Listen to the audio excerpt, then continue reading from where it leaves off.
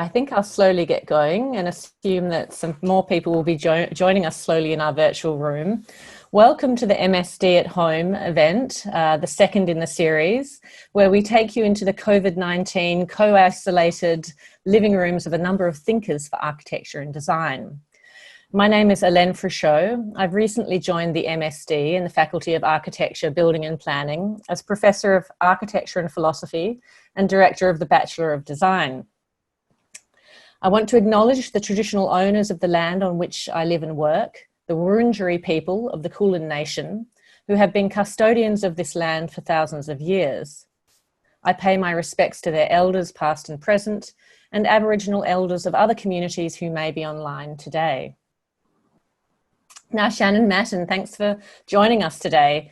It's around 10 p.m. your time in New York, and it's especially lovely that you can spend some of your evening with us. Welcome. Thank you. Thanks for having me. Now, you're a Professor of Anthropology at the New School of Social Research, New York. Though, as you've explained to me, you come from a multidisciplinary background, starting in chemistry, moving to English, doing a PhD in media studies, as well as completing coursework in urban and architectural theory, and then a postdoc in art history. Now you work at the intersection of anthropology and design. These diverse disciplines are evident in your highly readable essays, for instance, in the online journal Places, but also in your book, Code and Clay, Data and Dirt with the University of Minnesota Press.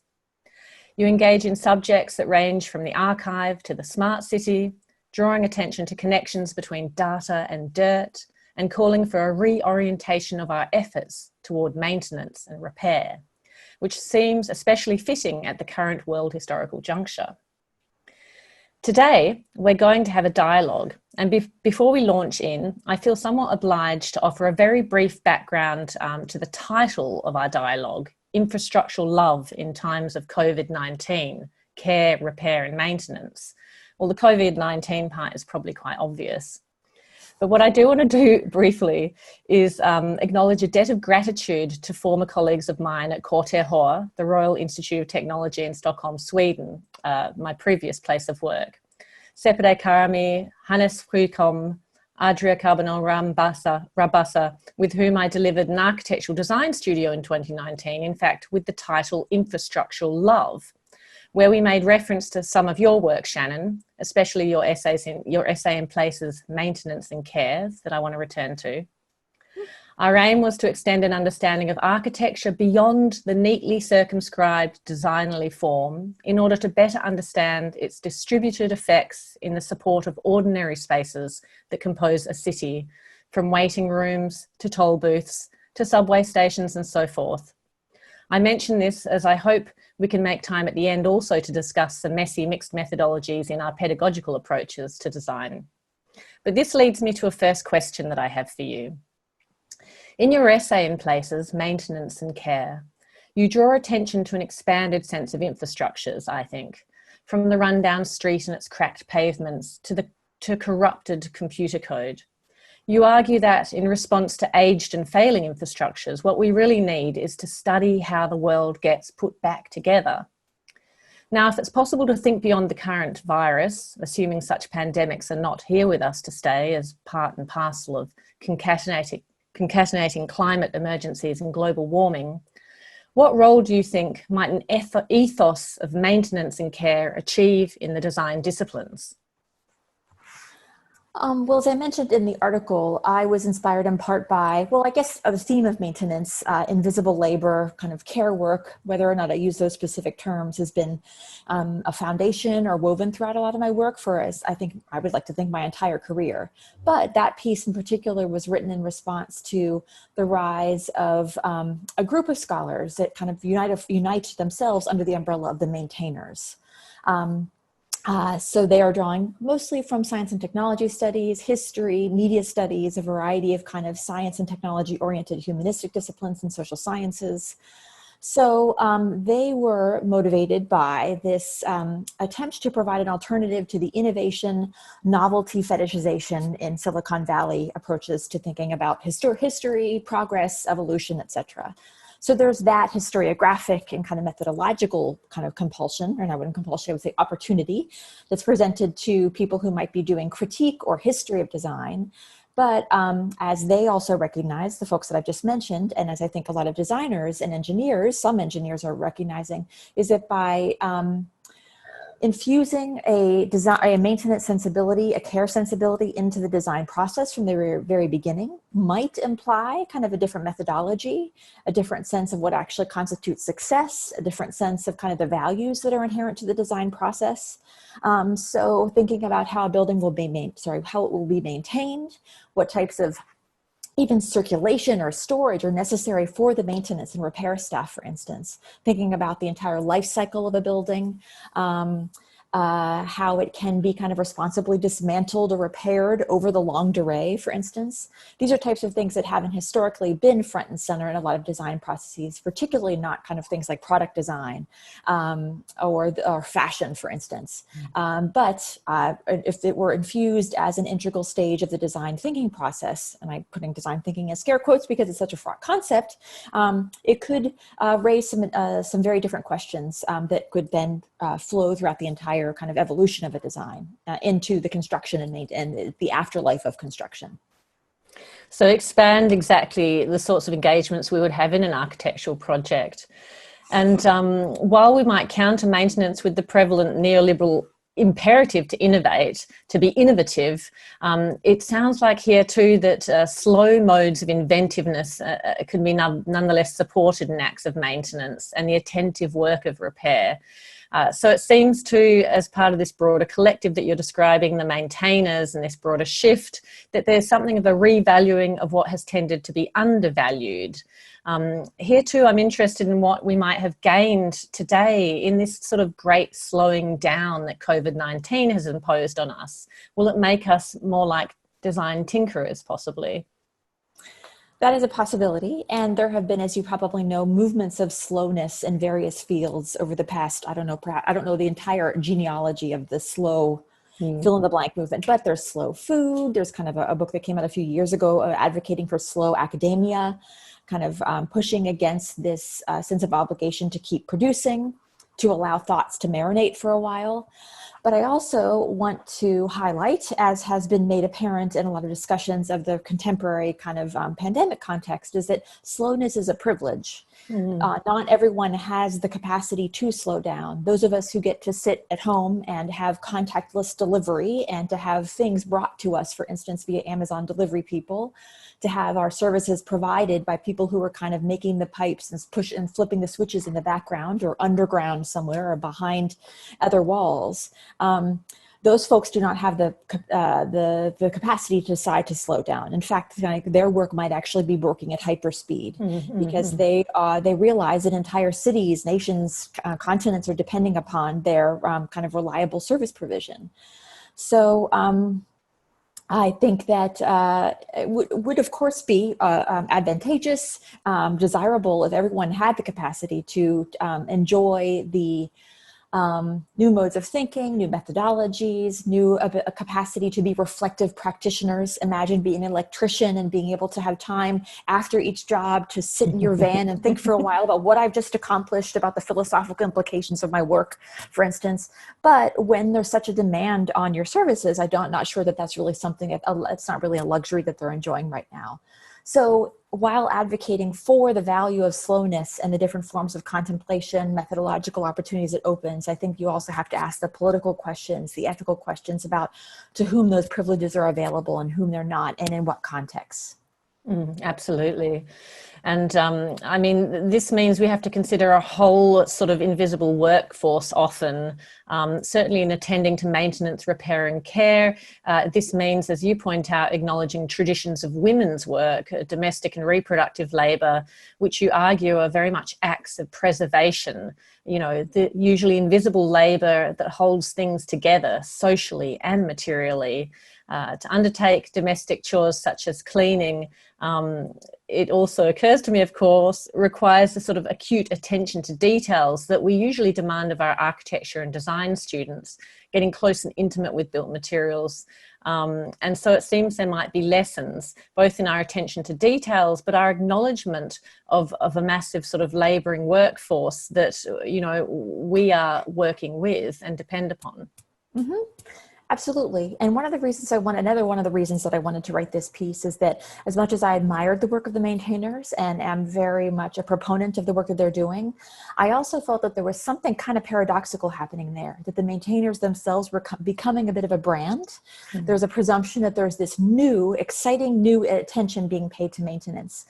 They were not explicitly kind of disavowing or failing to acknowledge, but I don't know that the bridges were being made or connections were being made to acknowledge that a lot of kind of feminist economists, Indigenous studies scholars, for instance, were recognizing that care and preservation, conservation are themes that have been present in scholarship and practice in these fields for decades, if not centuries. Mm. So, validating and celebrating this renewed, and I would not say renewed, but supposedly new attention being paid to maintenance, but also recognizing that there are other, perhaps less flashy, exciting kind of fields of practice and scholarship that have been doing this type of work for a very long time, including, as you mentioned, a lot of feminized labor in libraries and archives, which is something I've written about throughout my career. My first book was about libraries, which took me into kind of recognizing the importance of maintenance staff, the circulation, a lot of the behind the scenes work that is necessary to make an institution like that work.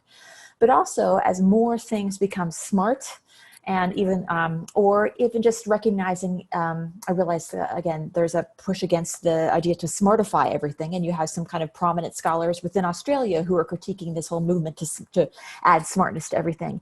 But just even the recognition that, smart or not, a lot of infrastructures, building systems, et cetera, do depend upon data maintenance, data capture and data maintenance. So recognizing again that type of work requires maintenance also. Just the embedding of sensors, the embedding of kind of automated systems into the walls, all the hardware of ambient technology, of ambiently intelligent architecture, often has been criticized for not considering what happens when the sensor fails and you've essentially built it into the wall, or what happens when the computer is distributed throughout an entire space. Where do you localize the site of maintenance to fix something like that?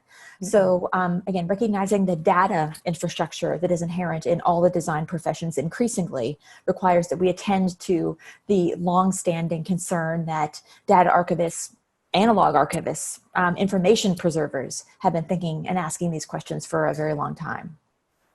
You draw attention too to a predominant way I found people discussing infrastructure draw attention to it. That is, we most often observe infrastructure exactly at the moment of its failure. Suddenly it looms forward where it has previously been in the background. And so in this, it sort of shares a domain somehow with much of this invisible labour, that you're also describing. I'm also...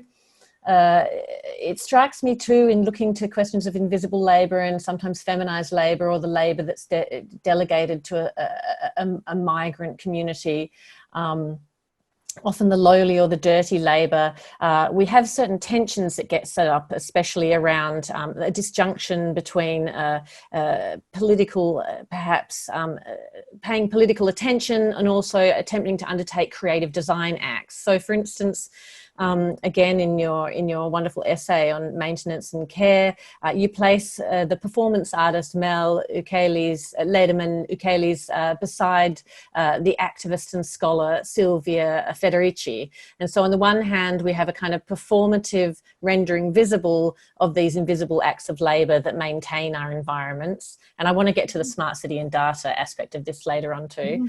And on the other hand, we have an argument to kind of, in a way resist or argue to be non-compliant with certain labour practices and so forth on the part of Federici. And so I'm seeing this kind of tension emerging in different approaches to feminist thinking and practice. And I wonder whether you could help me nut that out a little bit. Sure, that was something I was trying to figure out, and I am very grateful. I'm glad you've mentioned Places a few times. I've been working with them for, I think, close to a decade now. That's been the most productive and rewarding publishing experience I've ever had in my career. And part of it is that I have two editors I work with very closely, one of whom is moving on this summer to go do other things. I'll miss him terribly, who kind of know my quirks, the fact that I use myriad way too often, that I use too many commas. I can do those things and not feel kind of self-conscious about them, because I know they know how to find the germ of the idea in whatever I'm doing. But that's one thing I talked about with my editors, particularly Josh, who's both the editor of my text and also a photo editor himself, is that how do we use the maintenance artwork to draw, because design fields respond to kind of visual stimulation. I mean, there's a way to make a visual, the fields across the design fields, there's a fluency in both creating and responding to visual arguments. So I wanted to kind of speak that language and acknowledge the fact that there are artists with various modes of practice, from kind of painting, photography, installation, performance art, etc., digital art, who do attempt to aestheticize. And by that, I don't mean something cosmetic. I mean to make sensual, to make sensible acts of maintenance without also veering into the territory of fetishization. So without making it into kind of a spectacle, for instance. So that was a question, a tension that kind of played into our choice of the artworks that we featured.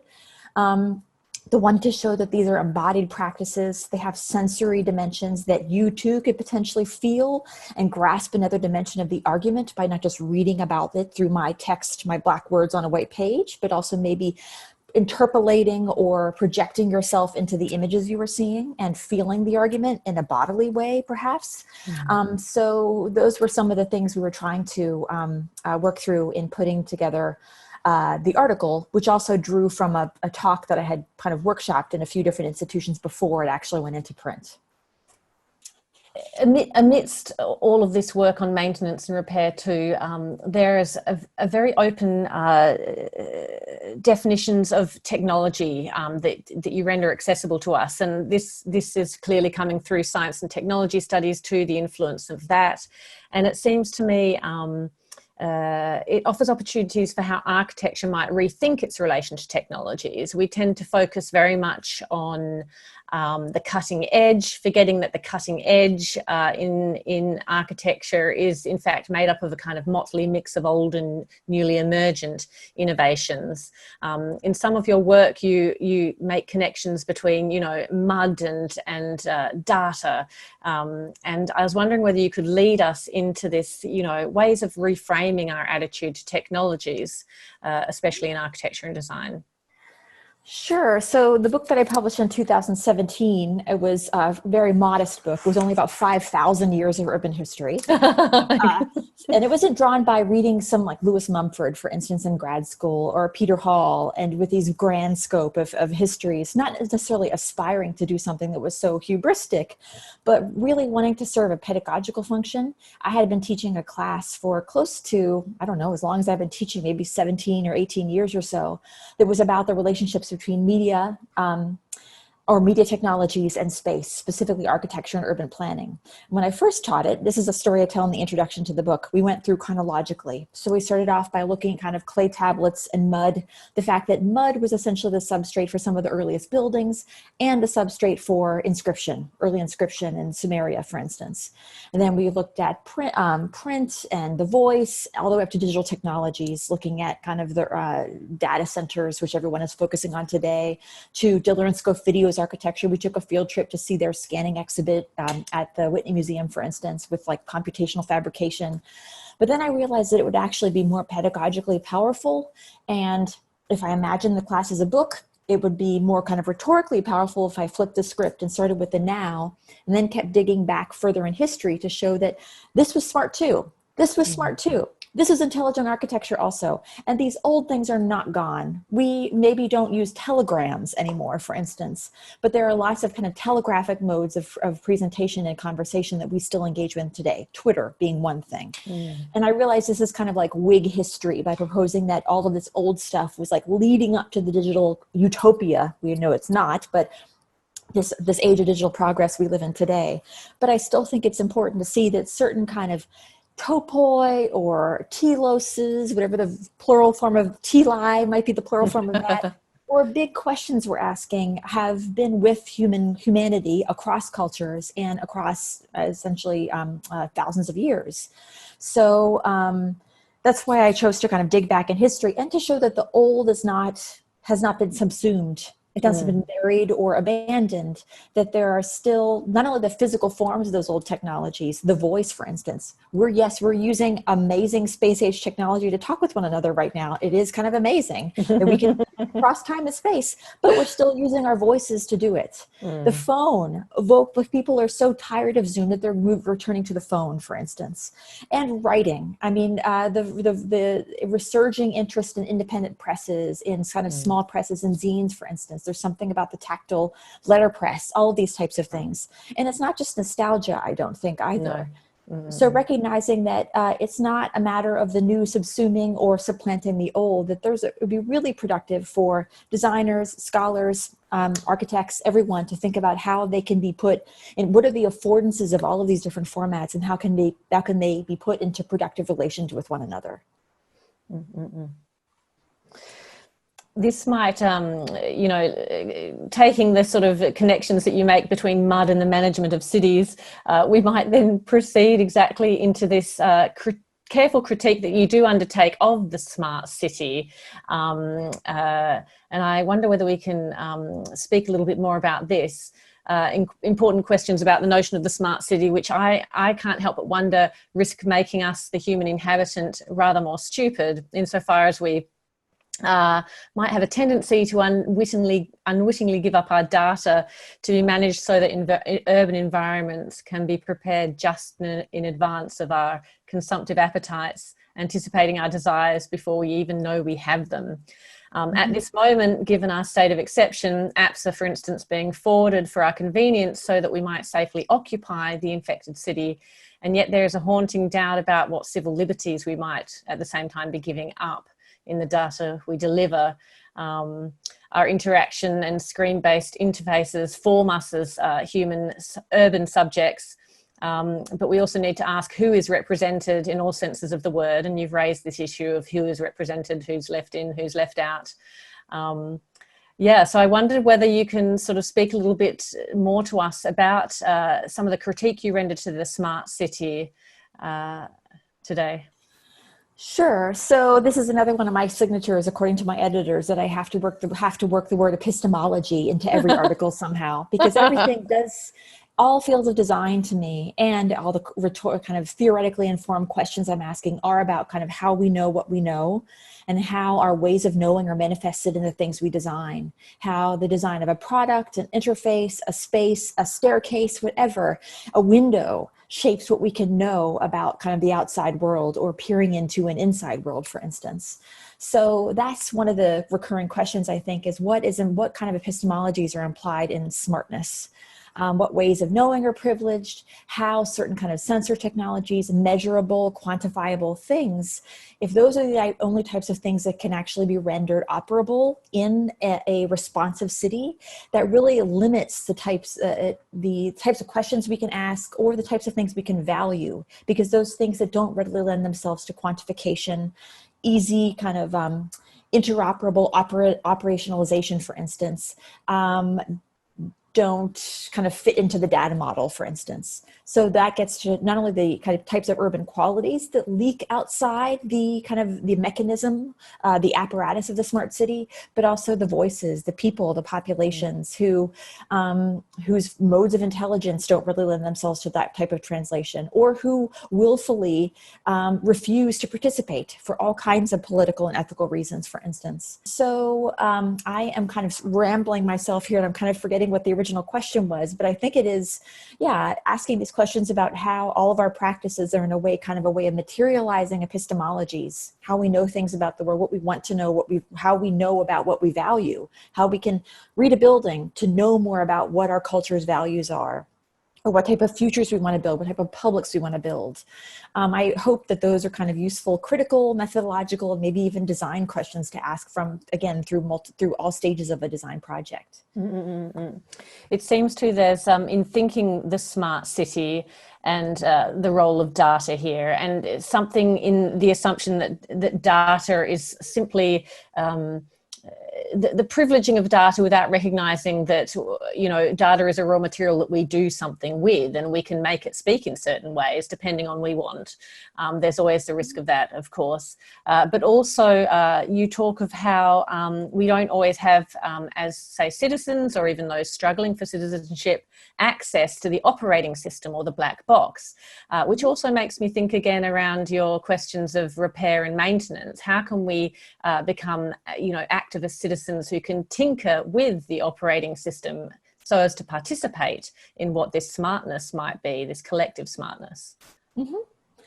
So this idea of promoting data literacy, critical information literacy, is something that, again, is where my library friends come into play, because we don't value libraries as much as we should in our cultures.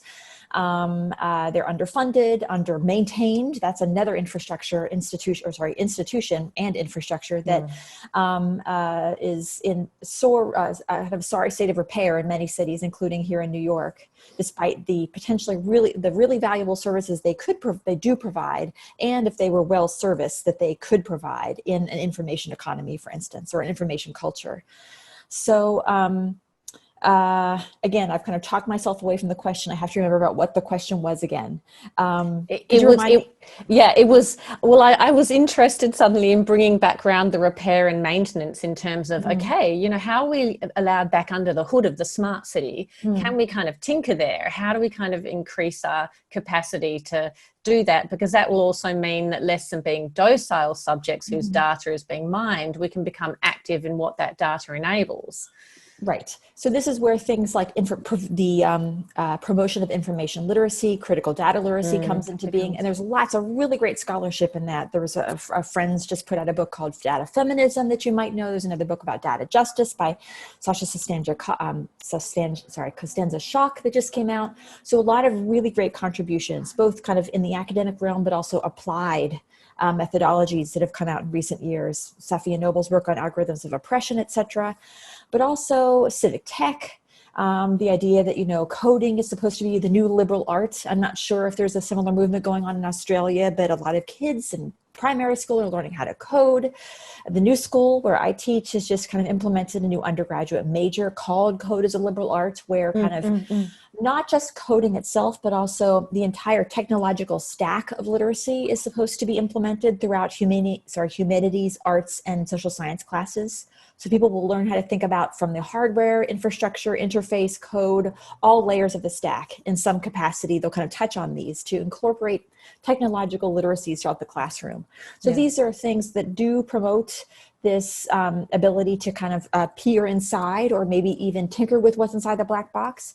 But also I think there's another drawing on these capacities for resistance, or not even necessarily actively resisting, but just recognizing that maybe smartification or the most high-tech solution might not be the best way to do the job, essentially. So it could be that Post-it notes and markers on paper is the best way to solve a problem. It doesn't have to be a new app that Sidewalk Lab produces to kind of render public engagement more efficient, for instance, or data capture kind of more interoperable across different platforms. So maybe it's not just a matter of all of these kind of forms of high-tech literacy. Maybe it's a recognition that the black box maybe doesn't need to be there sometimes. Maybe there are very transparent, mechanical, analog ways to do things that are maybe not as efficient. Maybe efficiency isn't our telos in all cases. Maybe it is slow, to go back to your earlier question, and intentionally messy, which is what a lot of the Toronto critics of Sidewalk Labs have called for, recognizing that slow and messy is sometimes necessary and better. So maybe it's not a black box. Maybe it's a mechanical system that people can actually physically tinker with, or see the gears moving in a different way than they could if it were kind of hermetically sealed in a virtual machine.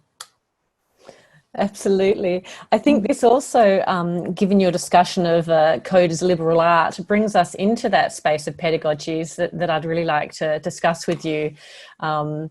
And actually, you know, to just an aside to this idea of pedagogies often being yet again one of these caring and reproductive labours, or an affective labour that is also very often feminized, and then subsequently diminished. There's always that risk even today. I noticed amongst some of your courses, you have a course, I think it's currently running, Data, Artifacts, Infrastructures and Landscapes, where your students will be selecting test sites to explore how datalogical designs can be scaled up and down, from software interfaces to master plans. This kind of scalar shift and the focus on a particular site all sounds really exciting. I just wonder whether you could speak a little bit more about your pedagogical practices, which are very obviously important. I can see that in the way you've described your approach to the book from 2017, for instance. And yeah, if you could speak more to that. Sure. So I would say pedagogy is one of my great joy. Most of my research in a way emerges from my teaching. It's not as if I am teaching the book that I'm writing. Often the book will emerge a few years after I've taught a bunch of classes and seen the connections between them. So to be honest, I think it probably is a bidirectional kind of form of influence, but most of my researching comes out of my teaching. And that particular class, as you just mentioned, just wrapped up. We finished our semester just last week. And COVID, the pandemic, obviously, unfortunately, thwarted our capacity to go out and explore the city. I was kind of crowdsourcing to get a sense of what types of field trips the students would like to do. We were going to go to a container port, looking kind of the control room to see how the software that they use in container shipping kind of scales up to or translates onto the ships themselves, and how shipping logistics are kind of shaped around the world, for instance. Some students were interested in kind of data centers and archival kind of architectures, for instance. We didn't actually get to go to those places, but they formed, kind of scaled down or modified their methodological plans and used as many digital resources as they could, and kind of old-fashioned qualitative research, interviews, for instance, archival work in some cases, to do some really interesting projects about things like borders, surveillance sites, nuclear waste kind of infrastructures. A student from China was looking at kind of informal economies for transferring masks and other medical supplies that were kind of shadow or pirate economies or pirate infrastructures that were intentionally thwarting the state, which wanted to have kind of a surveillance eye on top of the flow of all of these goods. That was in a way decreasing its efficiency. So she, using a lot of family that were actually in Wuhan, was using digital ethnography, looking at kind of WeChat and other types of digital kind of communications to look at the social media that were essentially formed an essential digital infrastructure behind these logistical systems. So some really fantastic projects came out. I would say despite, but I would say also because of the limitations that were placed on our physical mobility this semester.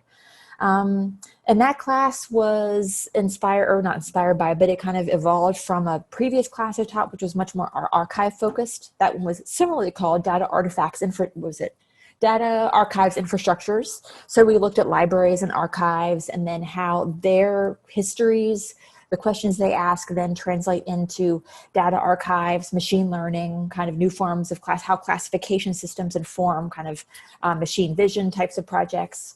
I've taught a class on mapping. So a lot of my interest in information and space and all the different permutations, all the different prepositions you can put in between those concepts of information or data and space. That's really kind of a very big umbrella that encompasses all the different classes I've taught.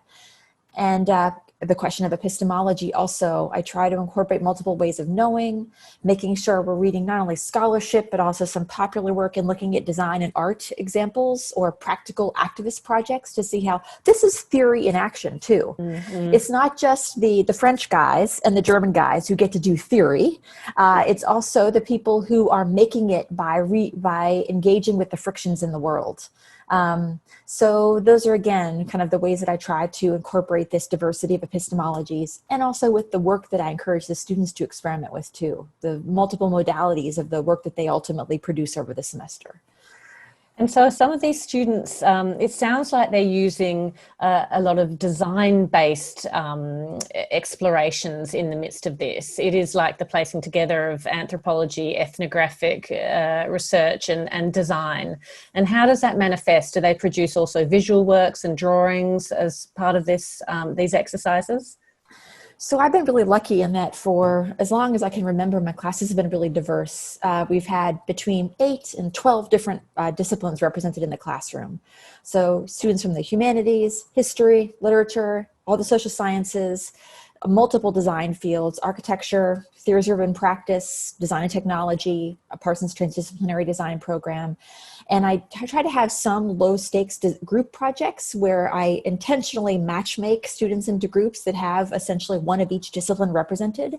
So they can do exploratory kind of fieldwork based exercises where they're just learning to look at the world and how to gather evidence in interesting ways together. And I think that both gives the more design oriented students a sense of how they could draw some of the theoretical concepts, or not that designers don't do kind of rich ethnographies, but there's a particular protectionism around kind of the some anthropologists have what gets to count as ethnography or fieldwork. So I think they learn about what's at stake there. Maybe if they don't necessarily buy into the politics of that, they get a sense of like why people care about asking those questions. And the social scientists and humanists, I'm really excited to see how some of them play around with images in different ways. They're often trying totally new things. I usually have a TA who's a really great cartographer and data visualization expert who can sit down and work with the students if they want to think about taking their, whatever their dissertation topic is, and finding a way to incorporate map making or a very rudimentary form of data visualization to inform the questions they're asking, helping them look at their research in new ways. So it kind of runs the gamut. Hardly ever do I get just pure papers, you know, again, black typeface on white pages, or purely expressive design projects. Again, there would be nothing wrong with that. But I think that there's a really productive cross-pollination of people running across a whole spectrum of seeing how these two artificially constructed polar ends of that spectrum are informing each other. No, absolutely. It seems too that in terms of these dilemmas around ethnographic process, you know, that ideally should be slow. You spend a long time on site, that there's a sort of speed that's brought to bear in a design process. So of course, designers have to attend to the site as well. And there's no doubt that there's a lot to be learned from drawing on ethnographic fieldwork in that. This is less a question, just again to return to this idea of going fast or slow when we're using these methodologies, I suppose. Right. And I think I have come to realize, again, not being trained as an anthropologist and feeling a bit of imposter syndrome when I moved into an anthropology department, in part because it is a discipline in the way that I have never been disciplined. I have never really identified with a discipline. I was in a media studies department for 15 years that kind of defined itself as an anti-discipline, and I was fine with that. And, you know, I was glad to get a job at the New School, which really promotes interdisciplinarity. I don't know that I would have gotten tenure at a more traditional university, for instance, because I'm too far all over the place. I was told in my early years to like pick my lane, pick the one thing I'm going to be an expert in. And that sounded like a very boring career to me. So I ultimately didn't do that. But I am trying to, I know I will never be an anthropologist. I will never call myself that, but I am trying to immerse myself as much as possible into what are the burning questions in the field, what the commitment to ethnography is, what it as a methodology uniquely allows people to do, while not necessarily getting caught up in the what I see as some, not just, it's an interdisciplinary kind of territory concern over who gets to say they're doing certain things, a policing of boundaries and language, I don't think is terribly productive. I've also realized that like the whole, you must spend a year in a foreign country to say that you've done a fieldwork thing is a little bit outmoded in some contexts, but also that is a form of privilege. A lot of people don't have lives, finances, health situations, family kind of ability, family flexibility that allow for that. So I've spoken to quite a few anthropologists who realize like, I can't even do that. I had to break up my fieldwork into like a 2-week periods over the course of 3 years. That was the only way I could deal with that and take care of an ailing parent or a child with disabilities, for instance. So recognizing that these really ideal conditions for immersing yourself in a place and making the familiar strange over the course of the year is, that affords certain kind of epistemological riches, but it's not something that is accessible to everybody. I think this is often very much also challenges for research students in architecture and the design disciplines, especially those who are trying to explore something of a design, research or creative practice approach, because there's a great fascination in the uses of other disciplines in terms of expanding your methodology, and yet also anxiety about not being able to necessarily claim expertise. And yet I think that there are probably benefits in using these methodologies to an extent by framing the position that you're coming from, for instance, and situating your base, however diverse it is. And I think this is very much what you're describing as well. I just also note that Nicholas Nova, some of you might know his work, he put together a really nice oh my gosh, I'm blanking on the title of it, but it's essentially a survey of how different designers think of the term ethnography and how they deploy it in their practice. It's a freely available, kind of open access publication. It was produced by, I think his lab is called the Near Future Lab, something like that.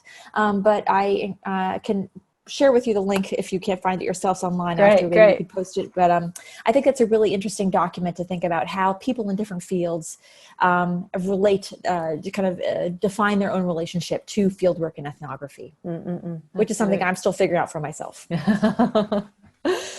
I don't know whether, I know that you might have some images somewhere nearby and there might be something you want to add, and whether you feel the need to show any of that, visual eye candy material that we were talking about earlier or not. I don't know. I just want to give you the opportunity in case you want to do any screen sharing and speak to anything that you have sitting there on your desktop.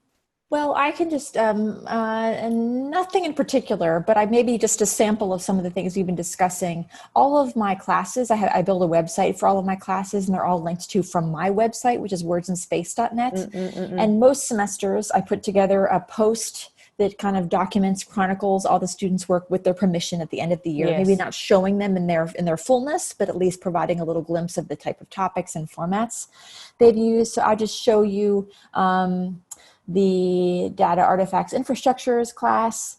One of the students' projects, which they found really useful to encourage them, the designers and social scientists and humanists all found this a useful exercise, which I was glad to see, is an artifact analysis. Okay, so to great. Encourage them to think across scales. So to start with something really tiny and delimited, like a grain of salt, or a coffee bean, for instance, and how you can, this is taking a Donna Haraway, Joe Dumont inspired methodology of an implosion analysis. Instead, we want to explode this tiny thing to see all the systems and infrastructures and data logics and kind of political systems and economies that converge in this tiny thing. It's both, I think, a useful design exercise to give you a concrete thing to keep coming back to, but also I think it's a really great way to frame research and a great writing strategy for people who want to publish. So if you want to be expansive and interdisciplinary in what you're thinking about or writing about, having a tiny thing that you keep coming back to as your home base can be a really useful rhetorical or narrative structure to make it seem like there is a there to this kind of perhaps meandering interdisciplinary exploration you're offering. So, and again, not all these students are, go ahead. Oh yeah, are you going to share your screen? Sure, yeah, that'd be great. I'd love to see some of that.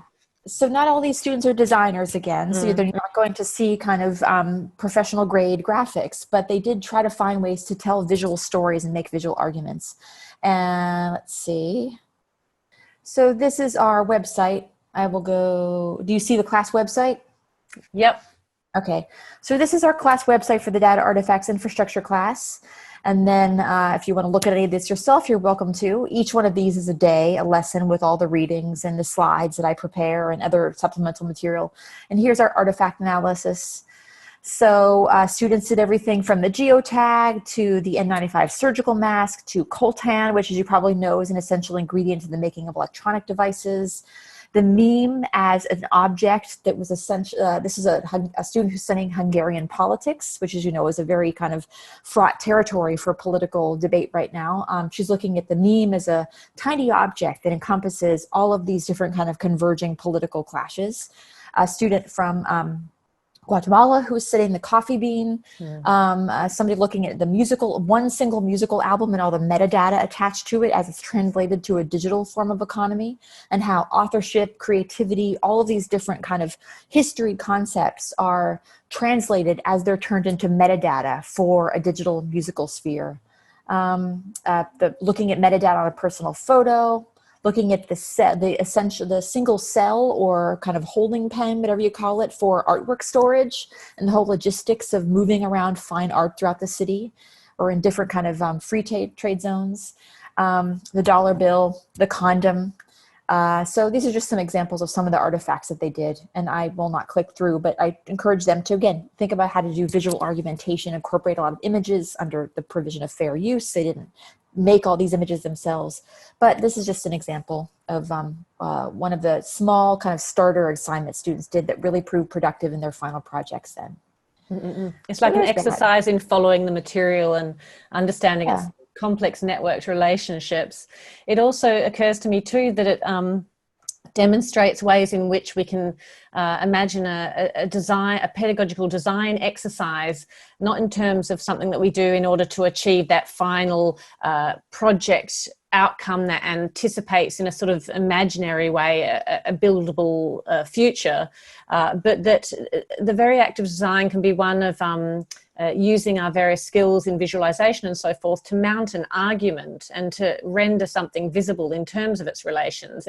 It's a bit of a kind of conceptual shift, especially to achieve inside a design studio, but the design doesn't have to end in that beautiful folly, but instead in a well-articulated visual argument. I think this is a great opportunity to think through design. So some of you might know that Tony Dunn and Fiona Raby of Dunn and Raby, who used to be the RCA, came to the new school 5 or 6 years ago, and their kind of mode of thinking about critical design, speculative design, has really infused a lot of different fields. So I think it's been really liberating, especially to kind of dissertation students who've worked with them. They often teach a concept lab with an anthropologist or someone in another field, a historian, a political scientist, to think about how we can think through material objects and trying out new modes of creative expression as a way to think differently about your research questions. So they're not producing kind of a polished folly or whatever the object might be. They're kind of using it as a way to propose an argument or to start a discussion. Absolutely. Yeah. Okay, so we're about 12 minutes off 1 p.m. And I think that means we can probably open it up for questions. And so I'm going to look at the Q&A frame. I know some wonderful people like Justine Clark, and probably Charity Edwards might have tuned in. If you haven't met Justine Clark, she's responsible for Archiparlor, or Parlor, and advocacy website that emerges out of an Australian Research Council grant here, looking at women, equity and leadership in the architectural profession. Oh, here we go. There's Justine. Haha, I prompted her. Oh no, she said she loves us both and she got stuck in a meeting. So it wasn't a question. Thanks, Justine. Charity, I've got questions about care in reverse. So Charity Edwards is asking about care in reverse because, of course, we know from such writers as Maria Puig, well, those who have read some Maria Puig de la Bella Casa, who was a student of Donna Haraway, care isn't always a friendly thing. Charity's wondering, how can we get back, how might we work back along the material supply chain, and what can be maintained back to a geological level? Okay, so she's not asking about the kind of darker aspects of care. She's asking about how we follow our care for objects, maybe even an overweening care that we have for our objects today, and tracking them back, right back on along a supply chain to a geological level. Well, there is a lot of that work. There are a lot of researchers, Ingrid Burrington being one of them. Who else? All the folks who are writing about geology of media, about e-waste, for instance, who are doing that kind of almost explosion diagram where you take the object, the pristine object, the hermetically sealed black box, and you open it up and you do the supply chain to see all the rare earths, all of the different types of minerals and forms of labor in the supply chain through which became this beautiful, pristine, kind of talismanic type object. Mm-hmm. So there are quite a few people who are doing that, not only in terms of written scholarship, but finding really experimental methods of mapping, doing video, like Unknown Fields work, for instance. You might know Liam Young and Kate. What is her last name? Does anyone know? Anyway, his partner in Unknown Fields. So their work together, but how to infuse all of that with care. I think this might, if you look at how care manifests in these different sites, for instance, you could get at the political valences of care that get to your first proposal there, Helen, is that care is not always, which has a positive connotation, but there is a dark underbelly to care. Who feels obligated to care, who's responsible for care. It's, the fact that the flight attendant always has to smile. They could have a drink thrown in their face. They could be dealing with somebody who is kind of sexually harassing them as they're walking past all the time, but they have to be a carer. That type of work, the service with a smile, for instance. Right now, in recent days, I've been watching these videos of people in Costco and other large or restaurants or banks in the United States, where people, usually libertarians, are refusing to wear masks.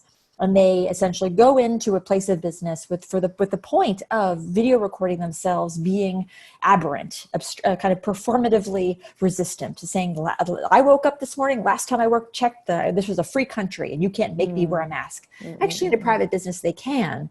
But again, the carers are obligated for the sake of, I don't know what corporate is going to say when they watch the video, if they handled a customer well, to be a smiling face, to handle the problem with a smile. So these are just some of the examples, or care work of providing home health care, for instance. Those who provide hospice care, the fact that so many people who provide child care are kind of the global supply chain that's drawing human labor from the global south, for instance. So if you were to take the object, like an iPhone, for instance, or I don't know, another gadget, and to do a reverse analysis of the supply chain, you could see how care manifests in different places. Like, what does it mean to be a carer on a container ship, for instance? How does a captain have to care? How do all of the different kind of machinists, or I don't know what the term is, of the stevedores on a dock, for instance? What does it mean to care in those contexts? What does it mean? There's been like a lot of the research about Foxconn, about the polishing work that a lot of people on the assembly line do as they polish screens. A lot of toxic dust is released. So the actual biologically deleterious effects of care there, as you're kind of polishing with love this object that an American and Australian is then going to enjoy and fetishize, you, through your careful act of craftsmanship, are ultimately potentially subjecting yourself to carcinogenic or other types of deleterious materials. So you could see how care manifests and has different kind of political valences in all of these different stages if we were to track a thing back through the supply chain. It for me too seems to sit within a general turn toward a consideration of materials and a rethinking of materials that's often described under the bandwagon of new materialism or neo-materialism, for instance, that we haven't been paying enough attention to our material relations, which then I think provokes an urgent sort of necessity to rethink our approaches to the Design Act, for instance, to reframe what it is that we should be concerned about. There are many ethical implications at work here, I think, when we pay attention to those materials amidst those supply chains. And I'm looking at your virtual background there, and I see this kind of lovely wood sculptural thing behind you there, Helene. So it could also be not only caring about the wood object or the wood as a building material, but thinking about things like sustainable forestry, for instance, the other species that are affected when that wood is harvested from the forest, and all of the different kind of larger macro scale ecological ramifications for the provision of that material. So again, I mean, that just can be another one of those examples of how you can explode, going back to the whole implosion explosion method, to see all of the different ethical kind of valences that are converging on this lovely object that then virtually sits behind you right now. Yes, I'm sitting at home, but in the Melbourne School of Design on campus at the University of Melbourne, in the atrium space there.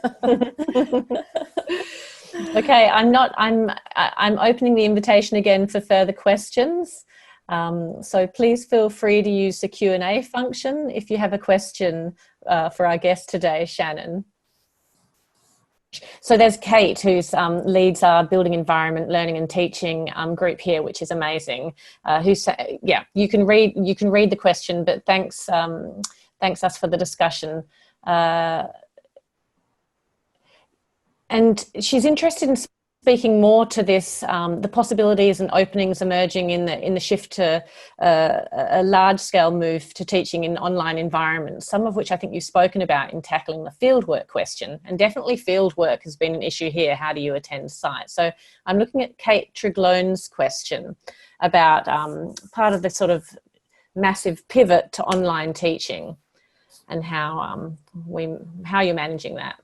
So that's something I'm going to be thinking about a lot this summer, because we are most likely going to be a lot of American, if not all responsible American universities, I think will probably be online in the fall, unless they want lots of lawsuits and kind of ethical quandaries. But so I have taught online for the second half of my spring semester. Most American academics had to, around spring break, just pick up their classes and move them all online. Some places it moved smoothly, other places it didn't. My grad class, which I just showed you, worked really well. The undergrads, which was Anthropology of Networks, not so smoothly. I think a lot of them had really challenging things they were dealing with at home, which kind of affected that. So these are among the many challenges that we face, because going to university is often a space of exception for many students. Those who have families who do not approve of their lifestyle choices or their sexual orientation or other kind of ways they have defined their own identity. School is a way for them to kind of be in themselves in a different environment. And when they have to then go back to these sites of potential trauma or conflict and try to be a student at the same time, it really compromises your ability to do your best work, essentially. So these are some of the many, even internet access. A lot of my undergrads did not have reliable internet access. They were trying to do everything on one cell phone, or the whole family was sharing one laptop, for instance.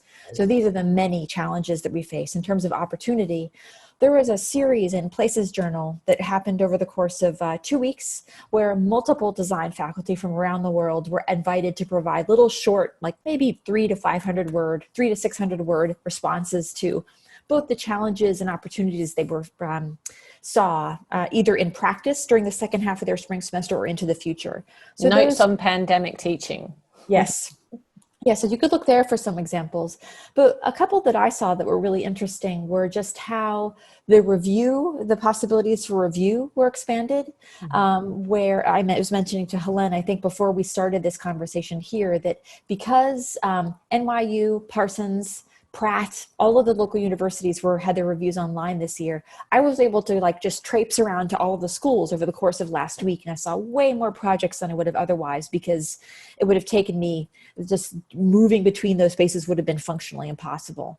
And also the online format allowed students to structure their presentations in these really nicely, poetically packaged 10-minute or 12-minute previews, where they were able to kind of use the landscape of the screen, do interesting animations. Not that you can't do that in real time, but I think the fact that all of us sitting in our homes watching this, there was no privileged sight. It's not as if like the master male critic is sitting in a chair that's right in front of the presenting students, and all of the kind of lessers, I would be sitting in the back corner probably with a not very privileged vantage point. So it kind of equalizes the politics of access, provides some equalization to the power of voices in terms of being able to respond. So, which I think ultimately produces maybe a more conducive or productive pedagogical experience for students in reviews as well. Another thing I'm thinking about for an anthropology class for the fall is to really find ways to validate the specific distributed geographic regions students will be in. So giving them a common challenge for various design and research projects that would just be a week or two long, but really finding a way to ask questions that will benefit from having students draw in experiences and stuff and things and site-specific offerings or assets that they could only get because they are distributed around the country and the world. Yeah, so exactly, to acknowledge their condition. Yeah. Again, that's going to be something I have to think about a lot over July and August, is how to do that. But I know that there is a group, I forget, there's a website that someone on Twitter pointed me to. It's essentially a list of resources. I know there are multiple kind of crowdsourced lists that emerged over the course of the last few months about how to teach design online. But there's a really nice website that it provides nicely kind of reflective arguments, blog posts of people proposing ways to take advantage of, to maybe offer up new things that you couldn't have done before with a new kind of online teaching environment, specifically for studio classes. Yeah, for sure. I mean, at the beginning, we didn't think it was going to be possible, but I think we've seen some interesting approaches.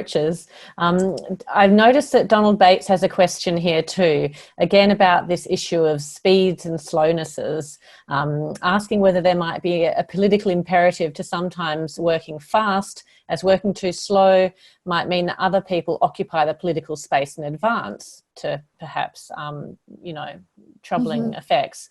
We see all governments waiting to enact immediate large-scale infrastructure programs as part of an employment process, irrespective of the need to consider the consequences. Does slow end up allowing others to go ahead to occupy the future? So we've got the dilemmas around moving slow or fast at work here. Absolutely. And this gets back to, as we were talking about before, the privilege, the kind of the political positionality that comes with allowing people the capacity to even have a choice to decide to move slowly. But there are some cases there, if you look at different political modes of resistance in workers' movements, Black feminist movements, kind of land rights claims movements, who use slowness or refusal or kind of an intentional dragging of heels, for instance, as a political strategy. So I'm just looking at the syllabus for my data artifacts, infrastructures, landscapes. It's a ridiculous mouthful of a title, but we did a whole lesson on modes of resistance. And there's this short but really powerful piece by Amit Rai in Public Books. Actually, no, that's not. It's Gautam Ban, called Stalling: How to Save the Global City. And it's how different kind of relatively disenfranchised community groups can use the tactic of stalling to essentially find nitpicky things to legally require that a project go on hold, and use that bought time to launch, to gather, to kind of organize, to produce a more substantial kind of mode of resistance. So these are different ways that even folks who are relatively politically disenfranchised might use a simple tactic of just putting up either a metaphorical or a literal barrier, could buy time that could then allow for a more substantial mode of resistance. We also have a question from Nadia about examples in the built environment that epitomize infrastructural love. And I recognize this question also in terms of, teaching by examples or by projects or by exemplary projects, which is I always find challenging for some reason. But have you got some good examples where you are of the infrastructural love doing its work? Sure. So there's a whole historical kind of trend of the infrastructural sublime. So in the age of like the grand feats of engineering, the rise of the Brooklyn Bridge, the rise of like the great dams in the American West, for instance, these were made to be sublime, much fancier than they need to be, more designed than they need to be, in part because it was a celebration of these human feats of engineering. And they become tourist attractions. So because there's a lot of tourist money, not right now, obviously, but there's a lot riding on drawing a kind of a paying audience. Maintenance is an integral part of kind of maintaining their appeal. So this is a case that you might see could be infrastructural fetishization, but it also borders on infrastructural love. But I think there are some other cases like might be a modest example, but some libraries that have been constructed in recent years have been moving to offsite storage, or taking the books that people don't tend to borrow very frequently and putting them in compact storage in the basement or in a backstage room of the building, and using robot retrieval systems. But because they want to make those systems apparent to students so they can understand the guts, the logics by which things happen, they use it as a way of kind of promoting robotic literacy, I guess you could say, opening up windows, allowing people to look down into the systems. Also, a lot of archivists archives aren't known as being as historically user-friendly as libraries, but archivists have in recent years wanted to really try to find ways to de-obfuscate the finding aid and other modes of kind of the logics of their organization. So they have developed interfaces to kind of show how a collection is organized, to allow people, if they want to better understand kind of these conventions of organization, to click through to deeper levels of kind of context, modes of visually mapping collections. So there's a way, again, like architectures can be opening up windows onto showing people systems, and how their virtual interfaces to those architectures can also be used as pedagogical tools to allow people to maybe love through learning, because there are lots of theorists who have argued that kind of learning itself, teaching has a form of eros built into it. So maybe just learning is a way, a mode of love. Absolutely. And I also think it's good to be looking exactly to these more humble projects as well, and searching for the infrastructural love in the less spectacular places. I think it is about the ordinary affects, just to kind of quote Kathleen Stewart, that, you know, we could pay more attention to in architecture and design. Well, considering that infrastructural love is your term, do you have any examples of exemplary projects? Yeah, I personally find this challenging, and also because I want part of the aim has always been to ask the students to look for the infrastructural love themselves, and almost to sort of put off searching for the perfect example. But we did in the studio use a lot of Rania Gozan and Yazari, I've forgotten his name.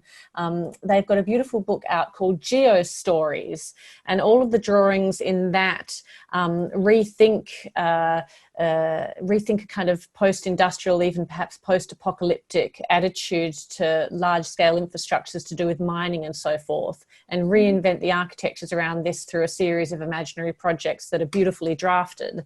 So this book, Geo Stories, and also its attitude to storytelling through design experimentation, proved to be a very popular go-to for the students as one example. So both aesthetically appealing, but also with this kind of a slightly dystopian subtext at work. Yeah. That just made me think of one other example. I grew up in a hardware store. My dad and his brothers inherited the town hardware store from my grandfather, who started it in the 1970s. And there, again, it's thinking about how different infrastructures converge in a very humble site like a hardware store, where you have it in many small towns in particular. It's a social infrastructure. It's also providing kind of the infrastructural elements for people to cultivate and maintain their domestic infrastructures. And there is a dimension of love and care kind of that's manifest in often a very hyper-masculine way in those sites as well. So, I mean, maybe it's just me fetishizing it because it's part of my own biography, and we had to sell the store a few years ago, so there's a dimension of kind of loss and nostalgia inherent in my telling of that story too. I think there's definitely a kind of a different valence of love inherent in these types of places that help people build their own small scale infrastructures and empower them and let them know that they're capable of building an infrastructure also. Absolutely. And I think you've even got an essay on a plumbing store, perhaps, that involves kind of small scale art exhibition pop-ups in it too. Yeah. The article's called Community Plumbing, but it's about the history of the general store and the hardware store, specifically in the United States. Yeah. I also find myself drawing a lot on kind of feminist traditions of feminist practice, often venturing into performative art. So ukuleles, or Agnes Dennis with her wheat field outside of New York. These are other interesting reorientations. I think what we'll do, though, is slowly draw our conversation to a close. And I just want to thank you again so much for spending time with us. It was really wonderful to hear about your work and your pedagogical approaches, and sort of just a wealth of epistemologies that we can now venture into more as well by, you know, looking up your teaching website and so forth. So thank you, Shannon Mattern, for sitting with us tonight. And I need to make a general announcement as we close about next week's MSD at Home with Alejandro Zaero Polo from Princeton. This conversation will be with Donald Bates, and again it'll take place on Wednesday, next Wednesday, the 27th of May, from 12 midday Melbourne time. And the title of the conversation is New Architectural Narratives in the After Post-Truth Age, Post-Humanism, Authenticity and Conservation. Oh, we could have done some post-humanism, but oh well. Human, non-human relations. Okay, thanks again so much, and thanks very much to our audience for your questions and for spending lunchtime with us today. All right. Thank you. See you later. Okay, bye. Bye. Bye.